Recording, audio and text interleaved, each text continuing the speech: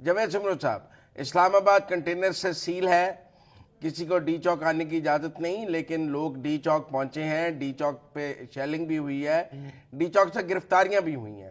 آپ ڈی چوک کا کیا منظرنامہ پیش کرتے ہیں؟ صاحب سب سے پہلے تو میں یہ کہوں گا کہ جس طرح کی ایک ہائپ کریٹ کی گئی کہ جی ہم نے ہزاروں کی تعداد میں، لاکھوں کی تعداد میں ڈی چوک پہنچنا ہے کارکنوں نے، تو اس تعداد میں تو مجھے ڈی چوک، ابھی میں وہاں سے آیا ہوں، آسو گیس وہاں پہ شیلنگ ہو رہی ہے. ہاں وہ اس طرح سے جو کارکنان ہیں وہ نہیں پہنچے، البتہ ٹولیوں کی شکل میں کسی ایک گلی کے اندر 10-15 جو کارکنان ہیں وہ کھڑے ہیں، کسی دوسری سائڈ پہ کچھ اور کھڑے ہیں. تو ان لوگوں کی کوشش ہے کہ کسی طرح سے پولیس کو جو ہے انگیج، اور جو سیکیورٹی اہلکار ہیں ان کو انگیج رکھا جائے. لیکن چونکہ گزشتہ روز اور آج وزیر داخلہ محسن نقوی صاحب نے جس طرح سے اعلان کیا ہوا ہے کہ کسی بھی صورت میں ریڈ زون کی طرف کسی بھی کارکن کو، سیاسی کارکن کو، جس طرح کی یہ پروٹیسٹ ہے یا جس طرح کا یہ احتجاج کرنے جا رہے ہیں ان کو نہیں چھوڑا جائے گا، تو اس کو سامنے رکھے اسٹیٹمنٹ کو، تو پولیس مکمل طور پر تیار ہے. کسی بھی کارکن کو وہاں پر جانے کی اجازت نہیں دی جا رہی، ان کو بہت دور رکھا ہوا ہے. ڈی چوک سے کتنی گرفتاریاں ہوئی ہیں؟ کیونکہ کہہ رہے ہیں علیمہ خان اور ایک اور ان کی عمران خان کی بہن گرفتار ہوئی ہیں، شوکت بشرا گرفتار ہوئے ہیں. کتنے لوگ ڈی چوک سے گرفتار ہوئے ہیں جو ڈی چوک پہنچے ہیں؟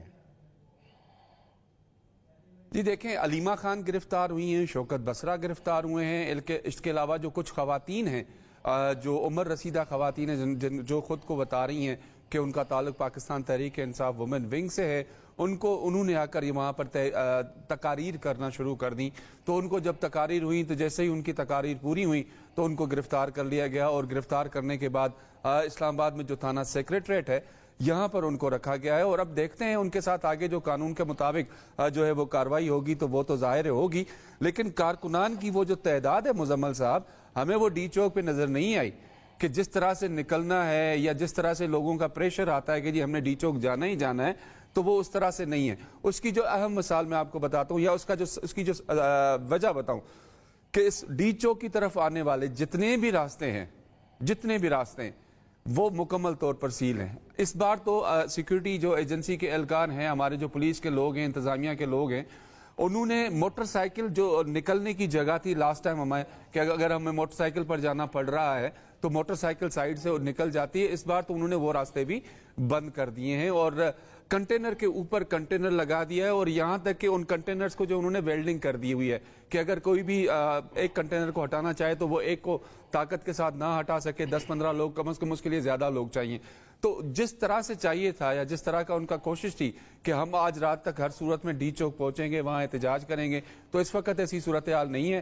ہاں ٹولیاں ہیں، ان کو ڈسپرس کرنے کے لیے جو آنسو گیس اور شیلنگ کا آنسو گیس کا استعمال کیا جا رہا ہے، اور لوگوں کو پھر وہ کچھ دیر کے بعد ریفریش ہو کے دوبارہ آتے ہیں اور پولیس کے اوپر پتھراؤ بھی کرتے ہیں. پھر پولیس کی جانب سے ان کے اوپر جو ریئیکشن ہے وہ ہم دیکھ رہے ہیں سامنے. شہزادہ فہد، سب سے امپورٹنٹ ہے آج کی رات.